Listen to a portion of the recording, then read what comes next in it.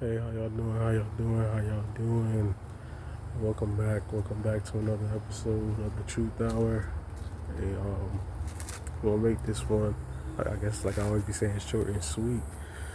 This one is gonna be about what took place today. The NABJ with Trump. Trump was talking to the National Association of Black Journalists, and it was pretty revealing on all spectrums. Number one, we got to talk about the NABJ, being, of course, a liberal gatekeeper organization, quote unquote.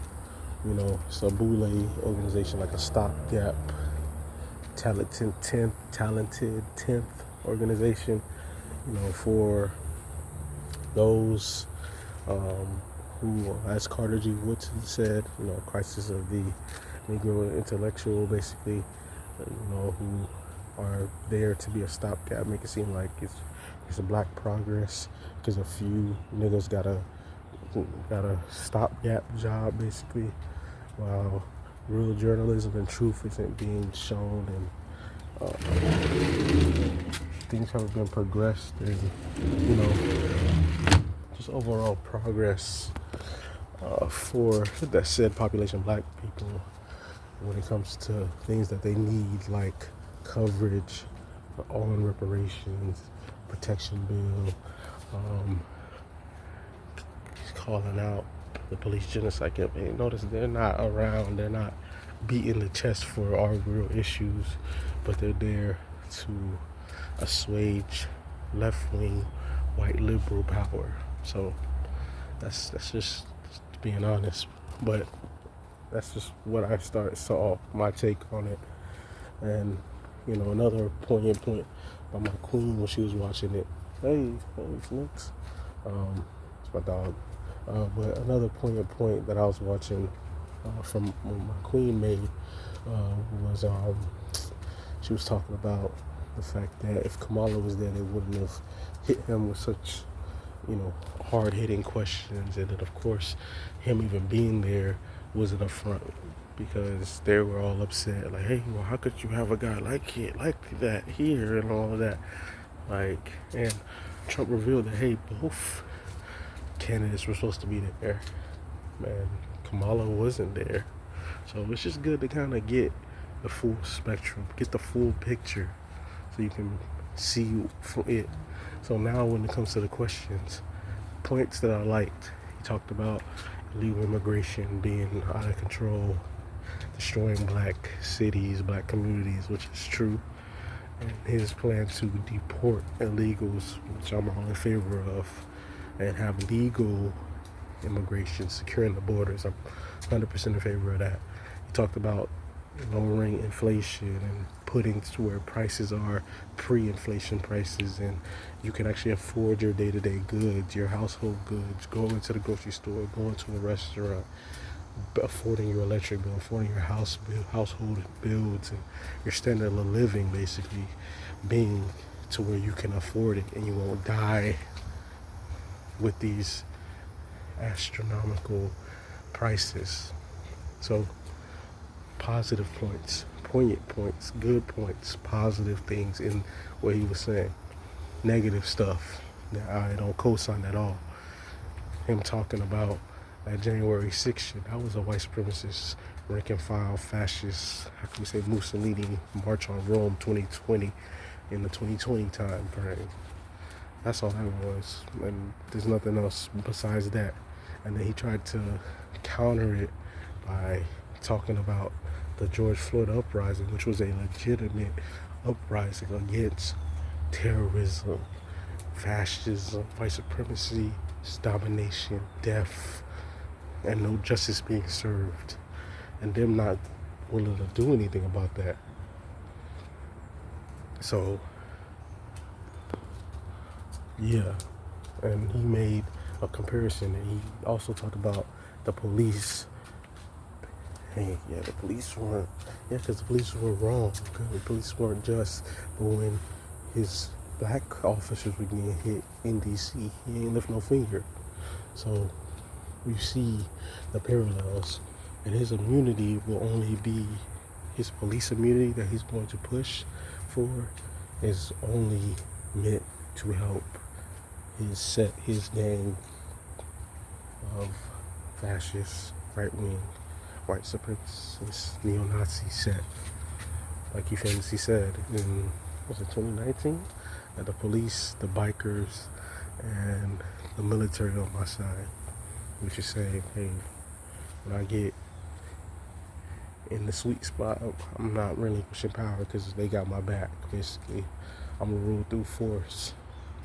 And what else? What else can I talk about as well? What else did he say? Dang, he said one more thing too. Oh, him going back and forth with that reporter.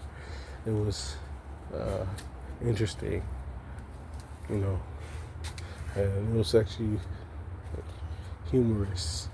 Like, you could tell he was offended too. Like, how dare you say something to me? I'm helping you niggers, basically.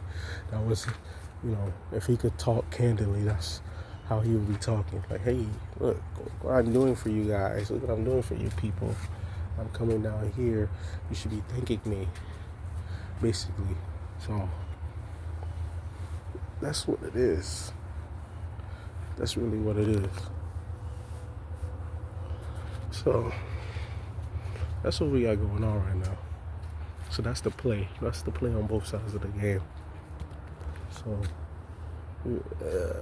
and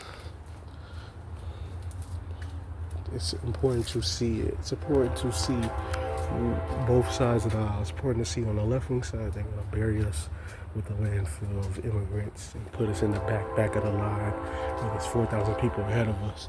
And on the right-wing side, yeah, they're going to get rid of illegal immigration and they're going to lower everyday essentials and make it so that your standard of living is not astronomical to where you can't even get a bottle of water without going broke.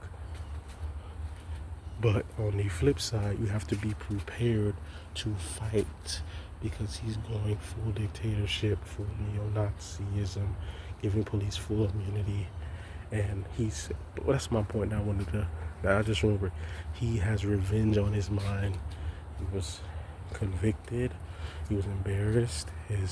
All his shit was out there. All these political enemies that was turning on him and all of that. So, you know, we have that right now. So it's important to see when he gets in there. He's coming in there for revenge. Not to enact our policy, black people, but for revenge. So we need to be organized and not scatterbrained and not confused about the reality that we face and him getting back in office. So yeah, I'm gonna just leave it like that. So that's my take on what's going on. And as always, I'm gonna leave y'all with the policies that should be enacted right now. Reparations, how we pay for a Federal Reserve, 1% Wall Street sales tax, protection bill, anti-black hate crime bill, so that the Black Genocide Campaign will be on record and enforced. And us having our own militia protection units because of how crazed and insane things are.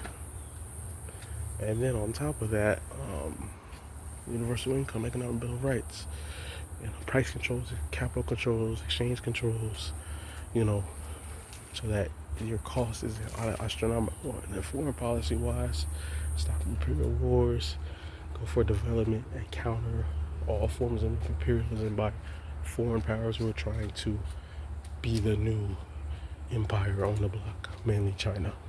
So, but not limited to them, and having a truth moratorium.